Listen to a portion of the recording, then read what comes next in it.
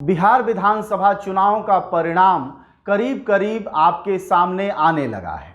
अभी रुझान है, लेकिन बहुत सारी सीटों पर जीत दर्ज होने लगी है। इस बीच तमाम मसलों पर चर्चा, तमाम एंगल्स पर चर्चा पत्रकार कर रहे हैं कि क्यों जीत हुई, किसकी जीत हुई, महागठबंधन क्यों पिछड़ गया।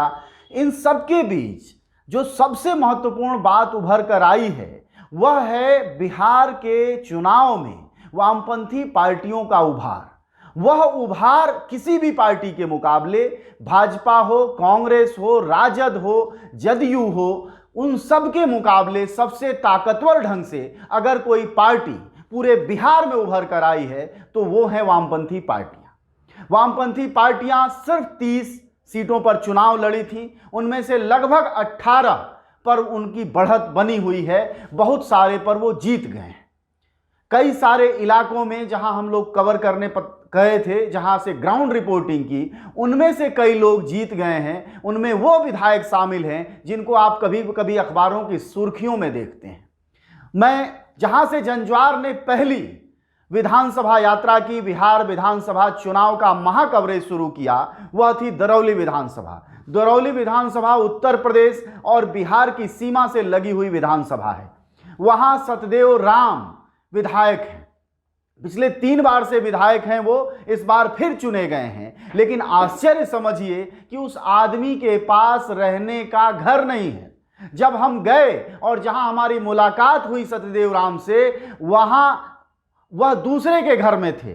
वह घर हम आपको दिखाई देते हैं कि जिस घर में हमने साक्षात्कार लिया वह एक चौकी पर दरी बिछी हुई थी, एक तकिया थी और सुरती मलते हुए मिल गए थे। उनकी मोबाइल भी जो बड़ी वाली होगी वो उनके हाथ में नहीं थी, एक छोटी सी मोबाइल उनके हाथ में थी।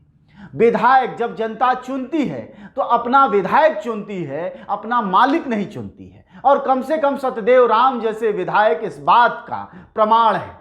हमारी लोकप्रियता को देखते हुए वो एक फर्जी मुकदमा दर्ज कर दिया। तो पुलिस प्रशासन तो मुझे गिरफ्तार नहीं किया, लेकिन जब हमने 15 के चुनाव में नॉमिनेशन करने गए तो मेरी गिरफ्तारी हो गई और जेल से ही मैंने चुनाव जीता। और जेल में मुझे 2 साल बितानी पड़ी। तो 2 साल तो चला गया मेरा। 17 के जून जुलाई में मेरा बेल हुआ, बाहर आए। तो मेरे सामने जो सवाल था, हमेशा विरोधी प्रचार करते थे कि एक एमएलए जीतिए जाएंगे तो क्या करेंगे। हमने विकास पर अपना ध्यान केंद्रित किया, विकास के काम में लग गया। 2 साल मैं पूरे तौर पर विकास के काम में लगा रहा, जिसका परिणाम सामने आया कि दरौली से सरयू नदी में हमने पुल बनवाया। मेरे क्षेत्र में रोड टियर से अंदर हमने वो ग्रामीण सड़कें थी उसको पथ निर्माण में पीडब्ल्यूडी में स्थानांतरित करवा करके, स्वीकृत करवा करके उसमें काम लगा दिया। अभी वो 7-8 मीटर चौड़ा रोड बन रहा है, जिससे लोगों में काफ़ी खुशी है। खैर, पूरे बिहार में स्ट्राइक रेट की अगर बात करें आप, स्ट्राइक रेट का मतलब होता है कि जितना चुनाव लड़ा गया उसका कितना प्रतिशत सफलता का रहा। तो सिर्फ 30 माफ करिएगा, सिर्फ महागठबंधन जो कांग्रेस, आरजेडी और वामपंथी पार्टियों का था, जिसमें सीपीएम, सीपीआई और सीपीआईएमएल लिबरेशन तीनों शामिल थे, उनके हिस्से कुल 30 सीटें आई थी। उन 30 में 19 पर अकेले सीपीआईएमएल लिबरेशन ने चुनाव लड़ा और बाकी पर सीपीएम और सीपीआई ने चुनाव लड़ा। लेकिन अभी जो रिजल्ट सामने आ रहे हैं उनमें से अगर स्ट्राइक रेट की आप बात करें तो सबसे बेहतर स्ट्राइक रेट, मतलब आधे से भी अधिक, अभी तक 18 सीटों पर उनकी बढ़त बनी हुई है। 6-7 सीटों पर वामपंथी पार्टियां जीत चुकी हैं, जिसकी जानकारी हम लोगों तक आ रही है। उसमें सतदेव राम की हमने आपको चर्चा की कि जनता कैसे संघर्ष में साथ रहने वाले नेताओं को तवज्जो दे रही है, यह इसका प्रमाण है। बहुत कम ताकत से, मतलब आप जिन रैलियों में सबसे कम गाड़ियां देखते होंगे, सबसे कम हुड़दंगई देखते होंगे, सबसे कम मोटरसाइकिलें होंगी, जहां नारे होंगे, पोस्टर होंगे, लाल झंडे होंगे, जहां जनता के नारे लगाए जा रहे होंगे, और सबसे बड़ी पहचान जहां पर्चे बांटे जा रहे होंगे, जहां कन्विंसिंग इस तरह की जाती होगी, हर कार्यकर्ता 5-7 लोगों को विधानसभा में बता रहा है कि हमारे प्रत्याशी को आप क्यों जिताइए। इस तरह के जो लोग काम करते हैं वो वामपंथी पार्टियों के लोग हैं और वह जीते हैं। इस बार 18 पर बढ़त है। आप सोचिए कि 73 सीटों पर कांग्रेस चुनाव लड़ी और वह उसी स्थिति में पहुंचती हुई दिखाई दे रही है जहां की वामपंथी पार्टियां सिर्फ 30 सीटों पर चुनाव लड़के दिखाई दे रही हैं। आप समझ सकते हैं कि देश की जनता का रुझान किधर जा रहा है। और उससे भी बड़ी बात कि कोरोना के बाद, कोविड के बाद यह है, यानी सतदेव राम जब हमसे बात कर रहे थे तो उन्होंने कहा कि बिहार बॉर्डर पर, यानी मेहरौना और दरौली के बीच गुठली पर बिहार के लाखों हजारों मजदूरों को सरकार ने रोक दिया, कहा कि वह अंदर नहीं आने देंगे, लेकिन विधायक वहां खड़े हुए और वो उनको अंदर लाए। हो सकता है कि ये सारी चीजें अलग अलग इलाकों से, संदीप सौरभ हैं डुमरांव से, वो चुनाव लड़ रहे थे, उसके अलावा अमरजीत कुशवाहा चुनाव लड़ रहे थे, ये सब लोग जीत चुके हैं। और यह बताता है कि जनता संघर्षों के साथ खड़े होने वाले लोगों के, अपने विधायकों के साथ, अपने नेताओं के साथ अब खड़े होने के मूड में है। वह समय बीतता हुआ दिखाई दे रहा है जब सिर्फ बड़ी गाड़ियों और लैंड क्रूजर और फॉर्च्यूनर जैसी गाड़ियों से उतरने वाले नेताओं को ही नेता माना जाता रहा। और कम से कम कोरोना ने यह साबित किया कि जनता के साथ जो लड़ेगा, उसके मुद्दों को जो उठाएगा। आप पूरे बिहार में होमगार्ड के सवाल को लेकर जो पार्टियां लड़ती हैं, आंगनबाड़ी के कार्यकर्ताओं के लिए लड़ती हैं, आशा के कार्यकर्ताओं के लिए लड़ती हैं, शिक्षक जिनको तनख्वाह नहीं मिली उनके लिए जो लड़ती हैं, ट्रेड यूनियन के स्तर पर जो पार्टियां लड़ती हैं, इन सारे को मिलाकर और यहां तक कि किसानों के लिए, छात्रों के लिए जो पार्टियां संघर्ष करती हैं, इन सबको आप मिला देंगे तो इस पार्टियों का नाम बनता है वामपंथी पार्टी। किसी को बहस हो सकती है, ऐतराज हो सकता है कि उनकी क्या धारा है, क्या रास्ता, ये वामपंथ में भीतर खाने में बहुत बहस रहती है। लेकिन जब आप संसदीय राजनीति के परिप्रेक्ष्य में देखते हैं तो आपको लगेगा कि वाकई वामपंथी पार्टियों से जीतने वाले सांसद और विधायक लगभग आम आदमी की हालत में होते हैं और वह दिखाई देता है। जैसे आप समझिए कि महागठबंधन की जो भी सीटें आती हुई दिखाई दे रही हैं 100 से ऊपर, उसमें कम्युनिस्टों की जो भागीदारी है। लेकिन एक दूसरी भी स्थिति मैं आपको बताना चाहूंगा, वो ये कि आप जिन टीवी चैनलों को देख रहे हैं, जैसे ब्रांडिंग क्यों नहीं होती है।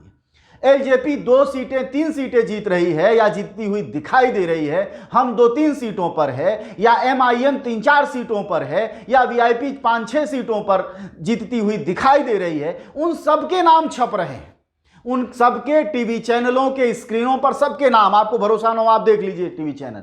लेकिन ब्रांडिंग आप समझिए कि वामपंथी पार्टियां जो मजदूरों, किसानों के लिए संघर्ष करती हैं, वो पार्टियां जो मांग करती हैं कि जनता की जिंदगी को बेहतर किया जाए, उन पार्टियों का नाम इन चैनल वालों को अपने दरवाजे पर लिखने में क्या समस्या है। वो लेफ्ट लिख के काम चला लेते हैं, जैसे लेफ्ट किसी पार्टी का नाम हो। आप ब्रांडिंग नहीं होने देते हैं, जनता को समझ में नहीं आता है। क्या लोगों को यह हक नहीं है जानने का कि बिहार की 243 सीटों में से 30 सीटें लड़ने वाली जो पार्टी हैं, और वो पार्टियां जो सीटों पर जीत रही हैं 20 पर या 18 पर, आखिर वो कौन पार्टियां हैं। अब ये कह सकते हैं कि इनके पास कैटेगरीज नहीं है, वह दिक्कत होती है। लोकसभा याद कर लीजिए, 150 पार्टियों का ये नाम छाप देते हैं, तब ये कहां से छाप लेते हैं। यह नजरिए का फर्क है कि आप कैसे किसानों और मजदूरों के लिए लड़ने वाली पार्टियों, युवाओं और छात्रों के रोजगार के लिए सबसे मुकम्मल ढंग से देश भर में संघर्ष करने वाली पार्टियों का नाम छुपा देते हैं। यही काम बाजारू मीडिया का है। बाजारू मीडिया बहुत ही तैयारी के साथ, बहुत ताकत और बुद्धि लगा के ये काम करती है कि आपकी ब्रांडिंग ही ना हो। अरे वो लेफ्ट वाले हैं, वो लाल झंडे वाले हैं, ऐसे नाम लेते हैं हिकारत से जैसे वह पार्टियां जनता के बीच नहीं काम करती हों, वह जंगल और झाड़ में हो। मैं गोपालगंज कवर कर रहा था। गोपालगंज सीट से जितेंद्र पासवान माले के से लड़ रहे थे, मुझे नहीं मालूम जीत रहे हैं या हार रहे हैं, लेकिन जितेंद्र पासवान के इलाके में मैं जब गया तो लोगों ने कहा कि ये वो पार्टी है जो जमीन कब्जा कर लेगी, अगर ये जीतेगी तो हमारे जमीन से हमको बेदखल कर देंगे। आप सोचिए कि एक पार्टी की जो पुरानी स्थिति रही। यह आज से 40 साल पहले की मांग को आज भी जिंदा रखे हुए हैं। और दूसरी तरफ एक पार्टी जो दंगा कराती है, फसाद कराती है, उसका इस तरह का कोई जिक्र नहीं हो पाता। कहने का मतलब ये कि यह समझना बहुत जरूरी है कि जनता के संघर्षों में शामिल रहने वाली अगर कोई पार्टी, कोई संगठन अगर चुनाव में, संसदीय राजनीति के चुनाव में अपनी दखल बढ़ा रहा है तो कैसे मीडिया उसको हाशिए पर डालता है, यह बहुत जरूरी है समझना हम सब के लिए। क्योंकि सारी पार्टियां, क्या एमआईएम से भी कम औकात है कि जो उसका ढंग से जिक्र नहीं हो रहा है? क्या वह हमसे भी गई गुजरी है जो 3 सीट ला रही है? बाकी छोड़िए एलजेपी जिसका 1-1.5 की औकात नहीं है, उसका नाम तो आप छाप रहे हैं, लेकिन लेफ्ट पार्टियों का नाम आप श्रेणी वाइज सीपीएम, सीपीआईएमएल और सीपीआई देने में आपको क्या जाता है? लेकिन आपको जाता है क्योंकि आपने कहा वह दलितों की पार्टी है, आपने कहा गरीबों की पार्टी है, ये कहते हैं जमीन कब्जाने वालों की पार्टी है। यानी जो जनता के सवालों को उठाए, जो जनता के हकों की मांग करे, वह हाशिए की पार्टी है, वह बेकार की पार्टी है। इन चैनल वालों के लिए, इन टीवी वालों के लिए यह समझना बहुत जरूरी है। खैर, इस बीच आप अब तक का जो आंकड़ा आ रहा है उनमें 105, 106 पर महागठबंधन जहां लीड करता दिखाई दे रहा है, उनमें अभी भी 18-19 सीटों पर करीब करीब वामपंथी पार्टियां, लेफ्ट पार्टियां जिसमें सीपीआईएमएल लिबरेशन, सीपीएम और सीपीआई के लोग आगे चल रहे हैं। और यह एक अच्छी बात है कि बिहार की राजनीति में वह विधायक अब दिखाई देंगे, सदन में दिखाई देंगे, जो जनता के सवालों को सबसे बुलंदी के साथ उठाते हैं। और हमारे लोकतंत्र की कारीगरी भी इसी में है और सफलता भी इसी में है कि ऐसे लोग लगातार विधानसभाओं और संसदों में चुन कर पहुंचे जो वाकई जनता के सवालों को उठाते हैं।